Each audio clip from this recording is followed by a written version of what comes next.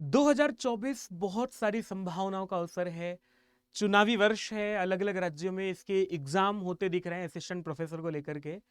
और इनमें सबसे पहला नंबर मुझे उत्तराखंड का दिखाई दे रहा है। उत्तराखंड में आप लोगों के लिए असिस्टेंट प्रोफेसर की वैकेंसी आने वाली है और उसके 876 पद खाली हैं।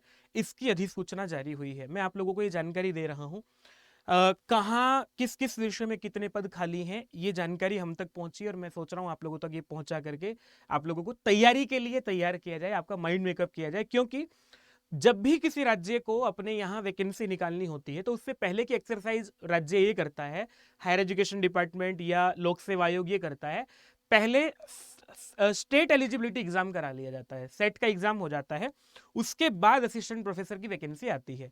तो उत्तराखंड में सेट का एग्जाम हो चुका है, उसका रिजल्ट आ चुका है, उस रिजल्ट के आते ही असिस्टेंट प्रोफेसर के कितने पद हैं ये अधिसूचना भेजी जा चुकी है और इस पर कभी भी वैकेंसी आप लोगों को निकल सकती है। मैं आप लोगों को एक नोटिफिकेशन दिखाता हूं। ये नोटिफिकेशन जो है वो आरएस भाकुनी के नाम से ये जारी हुआ है, उच्च शिक्षा निदेशालय की ओर से। उत्तराखंड में कहाँ किस विषय की कितनी सीट है ये इसमें जारी किया गया है। तो पहले हम लोग बात कर लेते हैं किस विषय के कितने पद हैं। इसके बाद इस वीडियो में ये भी बात करूंगा मैं इसको कौन आवेदन कर सकता है, उसकी एलिजिबिलिटी क्या होनी चाहिए। और उत्तराखंड की थोड़ी सी विशेष बात यह है कि यहाँ दो तरह से रिक्रूटमेंट प्रोसेस होता है, तो दोनों तरह में आप लोग कैसे फिट हो सकते हैं इसकी भी जानकारी आप लोगों को मैं दूंगा। चलो पहले आप लोगों को बताता हूं कि किस विषय में कितने पद हैं। तो ऊपर से थोड़ा सा देख लेते हैं। हम लोग बात करें तो यहाँ हिंदी में देखो, ये इसमें ये दिया हुआ है कि किस विषय के कितने पद हैं, कुल सृजित पद कितने हैं और उसके बाद जो है वो कार्यरत कितने लोग हैं और उस पर भी जो है रिक्त पद कितने हैं ये यहाँ पर दिया हुआ है। इनमें से रिक्त पदों में से जैसे आप लोग देख रहे हैं, सबसे पहले हिंदी की बात करूं मैं, हिंदी में 72 पद हैं। 8 पद जो हैं वो चित्रकला में है, मनोविज्ञान में 9 पद हैं, 1 पद है बेसिक ह्यूमैनिटीज में, 1 पद है बेसिक साइंस में, 3 पद हैं मानव विज्ञान में, संगीत में 2 पद हैं, 4 पद जो है वो सांख्यिकी में है, 18 पद जो है वो शिक्षा शास्त्र में है, शारीरिक शिक्षा में 4 पद हैं, 1 पद है दर्शन शास्त्र में। अंग्रेजी में सबसे ज्यादा बड़ा नंबर है 94 पदों को, ठीक है। और वाणिज्य जो है इसमें 41 पद हैं, 3 पद हैं आपके बीएड राजकीय में और फिजिक्स में 55 पद हैं, 52 पद हैं केमिस्ट्री में, 51 पद हैं आपके जंतु विज्ञान में, 39 पद जो हैं वो वनस्पति विज्ञान में है। कुछ पदों की जानकारी ये हुई है। और अगर बाकी पदों को मैं दिखाऊं आप लोगों को तो इसमें से हमने देखा अभी, अच्छा नहीं थोड़ा सा गड़बड़ हो गया।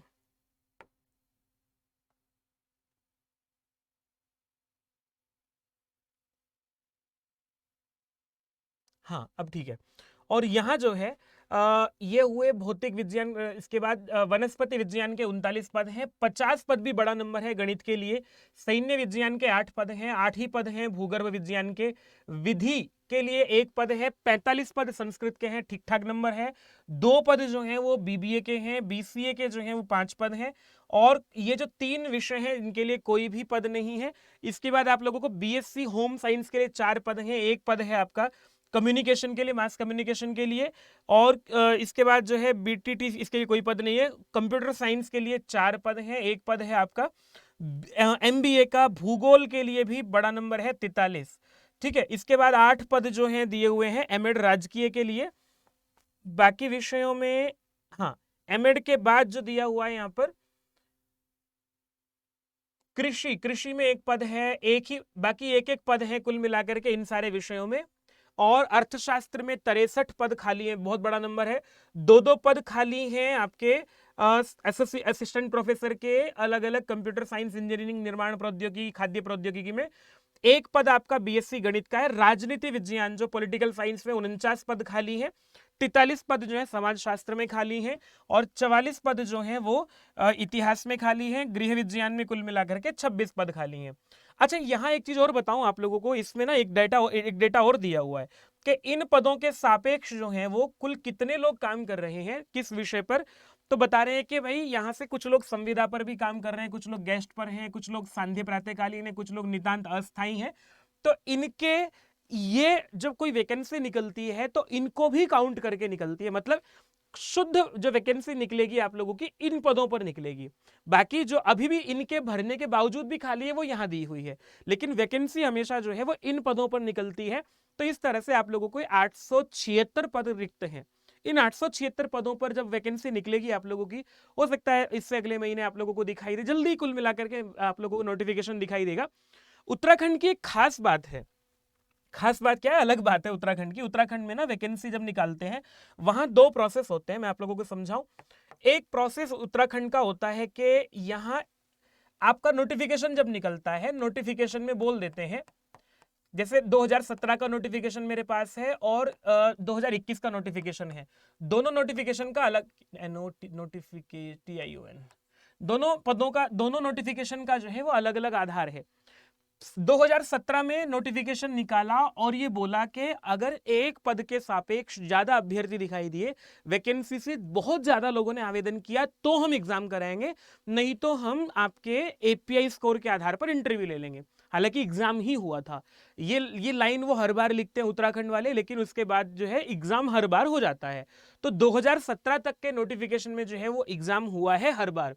मतलब इसका चयन प्रक्रिया ये रहती है कि पहले आप लोगों का जो है वो एक लिखित परीक्षा हो जाती है। लिखित परीक्षा के उत्तीर्ण अभ्यर्थियों का जो है उनके आधार पर, यहाँ सब्जेक्ट का ही रहता है, आपके मेन सब्जेक्ट का एग्जाम होता है, जनरल सेक्शन नहीं रहता है। मतलब आप लोगों को केवल आपके विषय का ही एक पेपर पूछा जाएगा, 100 प्रश्न उसमें होंगे और आप कितना स्कोर करते हैं उसी का रहता है। और इसके बाद आप लोगों का साक्षात्कार होता है। साक्षात्कार के आधार पर जो है फाइनल चयन हो जाता है। मतलब यहाँ ऐसा नहीं है कि दोनों को मिला के मेरिट बनेगी, यहाँ जो है साक्षात्कार के आधार पर ये अपना फाइनल चयन कर देते हैं। दूसरा प्रक्रिया यहाँ पर ये रहती है एपीआई स्कोर का। एपीआई स्कोर के आधार पर आप लोगों को, मैं दोनों का भी बता रहा हूं आप लोगों को, जैसे 2021 का जो नोटिफिकेशन है, 2021 में वैकेंसी निकाली और वैकेंसी निकाल करके आवेदन मांग लिए, और आवेदन मांग करके जितनी वैकेंसी थी उसके 3 गुना लोगों को, अभ्यर्थियों को बुला करके उनका इंटरव्यू करा करके मेरिट में उनको फाइनल सिलेक्ट कर दिया गया है। यहाँ ये बात मैं आप लोगों को बता दे रहा हूं कि यहाँ अंतिम आधार जो है वो साक्षात्कार ही होता है। तो साक्षात्कार का बहुत बड़ा रोल होता है इसमें। ठीक है, मैं आपको दोनों नोटिफिकेशन में एलिजिबिलिटी बता देता हूं। एलिजिबिलिटी क्या है, जैसे आप लोग ये देख रहे हो, ये 2021 का नोटिफिकेशन है। इस नोटिफिकेशन में आप लोगों को एपीआई स्कोर बनाने का नंबर दिया हुआ है, वही नंबर जो यूजीसी नेट में रहता है। यूजीसी नेट में आपका नहीं, यूजीसी के द्वारा जो गाइडलाइन दी गई है वही आधार इनका भी है कि अगर आप लोगों का ग्रेजुएशन में 80% से ज्यादा है तो 21 नंबर मिलेंगे उसके, 60% से 80 के बीच है तो 19 नंबर मिलेंगे, 55 से 60 है तो 16 नंबर, 45 से 55 है तो 10%। तो आपके जितने प्रतिशत अंक हैं उसके आधार पर आपका एपीआई स्कोर में इनकी गणना हो जाती है। पीजी के नंबर जो है 80% से ज्यादा है तो 25 नंबर बनेंगे, 60% से 80 है तो 23 है, 55 से 50 है तो 20 है। इस तरह से आप लोगों को ये कुल मिलाकर के इनके नंबर हो जाते हैं। एमफिल के नंबर जो हैं वो आप लोगों को मिलते हैं यहाँ पर, पहले से ही मिलते रहे, अब भी मिलेंगे ही।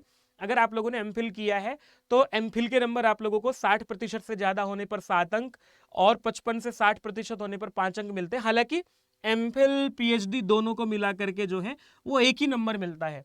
एमफिल पीएचडी दोनों को मिलाकर के मैक्सिमम आप लोगों के 25 नंबर ही रहेंगे। ऐसा नहीं है कि इसके अलग मिल जाएंगे और इसके अलग मिल जाएंगे। पीएचडी किसी ने की हुई तो उसको 25 नंबर मिलते हैं इसके आधार पर जो है। और जैसे नेट है, जेआरएफ है, नेट अगर जेआरएफ इकट्ठा है दोनों है तो आप लोगों को 10 नंबर दिए जाते हैं। नेट के केवल जो है 8 नंबर हैं और जो स्टेट एलिजिबिलिटी टेस्ट है उसके 5 नंबर हैं। इसके बाद आपका रिसर्च पब्लिकेशन के अलग से नंबर है 6। मतलब आप लोगों का एक रिसर्च पेपर के जो है वो 2 नंबर होते हैं। तो 3 रिसर्च पेपर किसी के हैं जो कि आपका केयर लिस्टेड होगा या फिर आप लोगों का पीयर रिव्यूड जनरल में होगा तो उसके 2 नंबर आप लोगों को मिलेंगे। टीचिंग एक्सपीरियंस के भी यहाँ पर 10 नंबर रहते हैं, 1 साल के 2 नंबर रहते हैं। अगर आपने 5 वर्षों तक अध्यापन किया है तो इसके 10 नंबर पूरे मिलते हैं किसी डिग्री कॉलेज में पढ़ाने के या विश्वविद्यालय में पढ़ाने के। कुछ आपके पास अवार्ड हैं इंटरनेशनल, नेशनल जो है उनके 3 नंबर रखे गए हैं और स्टेट लेवल कोई अवार्ड है तो आपको उसके 2 नंबर रखे हैं। इस तरह से कुल मिलाकर के 100 नंबर आपके यहाँ से बनते हैं ये वाले।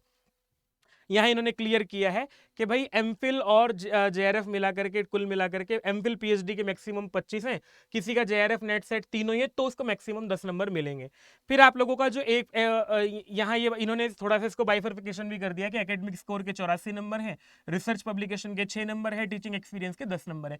तो अगर आप लोगों का रिक्रूटमेंट जो है एपीआई स्कोर के आधार पर होती है डायरेक्ट इंटरव्यू होता है तो इस आधार पर अपना आप तैयारी कर लीजिएगा। किसी ने अब तक रिसर्च पेपर पब्लिश नहीं कराया है तो किसी जनरल में पब्लिश करा लीजिए। टीचिंग एक्सपीरियंस का तो अब कुछ नहीं हो सकता है, आपके जो मार्क्स हैं उनका कुछ नहीं हो सकता है, पर आपके पास डिग्री नहीं है, कुछ ऐसा है जो नहीं है, तो वो डॉक्यूमेंट पूरे कर लीजिएगा। ये तो हो गया है आप लोगों का एपीआई स्कोर के आधार पर। लेकिन अगर आप लोगों का जहां तक ज्यादा संभावना है वो रिटन एग्जाम होने की है, रिटन एग्जाम होगा उसके बाद इंटरव्यू होता है, तो आप लोग जो है इस तरह से इस रिक्रूटमेंट प्रोसेस के हिसाब से अपनी तैयारी करके रखिएगा। नोटिफिकेशन आएगा और धड़ल्ले से जो है उसको भरिएगा। बाकी हम लोग आप लोगों की सहायता करते ही रहेंगे। हाँ, एक चीज और आप लोगों को जानकारी दे देता हूं मैं। हम लोगों ने एक चीज डिसाइड की है यूजीसी नेट अड्डा 24/7 की तरफ से कि हम कुछ ऐसे लोगों को ढूंढ रहे हैं शब्द का प्रयोग इसलिए कर रहा हूं क्योंकि क्या है ना, असिस्टेंट प्रोफेसर का एग्जाम तो आवेदन तो बहुत दुनिया करती है, पर आवेदन करने के लिए आवेदन नहीं करना है। जिसको सिलेक्ट होने के लिए आवेदन करना है उसको इंटरव्यू की तैयारी कैसे करनी है, डेमो इंटरव्यू अगर चाहिए या फ्री इंटरव्यू भी हम लोग कुछ लोगों का कंडक्ट कराने वाले हैं, जिसमें कि एक पूरा प्रॉपर पैनल होगा। जो विश्वविद्यालय में प्रोफेसर्स हैं, रिटायर्ड प्रोफेसर जो इंटरव्यू ले चुके हैं, बहुत सारे इंटरव्यू लेने जाते हैं, उन लोगों को बुला करके एक प्रॉपर पैनल बना करके आप लोगों का डेमो इंटरव्यू कराया जाए। ये डेमो इंटरव्यू पीएचडी में अपियरिंग होने के लिए भी जो है, जो लोग पीएचडी में एनरोल कर रहे हैं उनके लिए भी होगा, और ये इंटरव्यू जो है वो सीरीज उनके लिए भी होगी जो लोग कहीं, जैसे मैं आपको बता रहा हूं कि भाई किन किन राज्यों में है। अभी उत्तराखंड में तो हो ही गया है, और अभी महाराष्ट्र में स्टेट एलिजिबिलिटी टेस्ट हो रहा है, वहां असिस्टेंट प्रोफेसर की वैकेंसी आएगी, वहां इंटरव्यू होगा। हरियाणा में 3000 पदों के सापेक्ष वैकेंसी निकल रही है, उन पर इंटरव्यू होगा। उत्तर प्रदेश में जो है वो, हालांकि वैकेंसी पहले निकली हुई थी, रिटर्न एग्जाम होता है और इंटरव्यू होता है, उस पर भी इंटरव्यू होगा ही आप लोगों का। हो सकता है वैकेंसी दोबारा निकले या उसी पर एग्जाम हो, जो भी हो, लेकिन इंटरव्यू होगा ही आप लोगों का। और बंगाल में स्टेट एलिजिबिलिटी टेस्ट हो गया है, वहां इंटरव्यू उसका होगा। इसी तरह से राजस्थान में एग्जाम होने ही वाला था जनवरी में, वो टल गया, तो उसके बाद इंटरव्यू होगा। लेकिन दूसरी नोटिफिकेशन भी आ गया है संस्कृत शिक्षा विभाग का, वहां रिटर्न एग्जाम होगा, उसके बाद इंटरव्यू होगा। कुल मिलाकर के आप में से बहुत सारे अभ्यर्थी हैं जो अलग अलग जगह, सब जगह भरते ही हैं, पर इंटरव्यू से बहुत डर लगता है। और वो कमरे का जो माहौल होता है, इंटरव्यू रूम का माहौल होता है, मैंने झेला है, मुझे पता है वहां जाते हुए कितना डर लगता है। तो आप लोगों की डॉक्यूमेंट से लेकर के इंटरव्यू में हर चीज की तैयारी, फिर आपको उसका रिव्यू भी देना, इस सबको ध्यान में रखते हुए हम आप लोगों के लिए एक सीरीज चला रहे हैं। उसमें कुछ लोगों का फ्री डेमो भी आप लोगों को देखने को मिलेगा। अगर आप लोग चाहते हो कि आप उस फ्री डेमो में सिलेक्ट हो जाएं, आप लोगों का जो है फ्री डेमो हो जाए अलग अलग विषयों का, सभी विषयों का हम लोग कुछ लोगों को, कुछ कैंडिडेट्स को चुन करके उनका इंटरव्यू कराएंगे। भले ही रिटर्न एग्जाम हुआ या नहीं हुआ है वो अलग बात है। तो आप लोगों को जो लोग पहले एग्जाम दे चुके हैं और इंटरव्यू तक पहुंचे और नहीं सिलेक्ट हो पाए हैं, सभी विषयों का आप लोगों को आवेदन करना होगा। तो एक गूगल फॉर्म में नीचे डलवा रहा हूँ डिस्क्रिप्शन में, वो भर दीजिएगा और फिर हम आप लोगों का इंटरव्यू में हेल्प करेंगे। आप लोगों को जो भी हमसे सहायता चाहिए वो कमेंट बॉक्स में जाकर के मुझे बताइएगा। हम लोग, हमारी टीम आप लोगों तक वो सहायता पहुंचाएगी। पूरे के पूरे पैनल के बीच में आप लोगों का इंटरव्यू हो और उस इंटरव्यू के बाद आप कहीं असिस्टेंट प्रोफेसर बन जाएं। इन्हीं शुभकामनाओं के साथ नमस्ते। चैनल को सब्सक्राइब, वीडियो को लाइक कीजिएगा, और कोई भी मन में प्रश्न हो तो कमेंट बॉक्स खुला है, गूगल फॉर्म को भरना नहीं भूलना है अपने विषय को बताते हुए। धन्यवाद।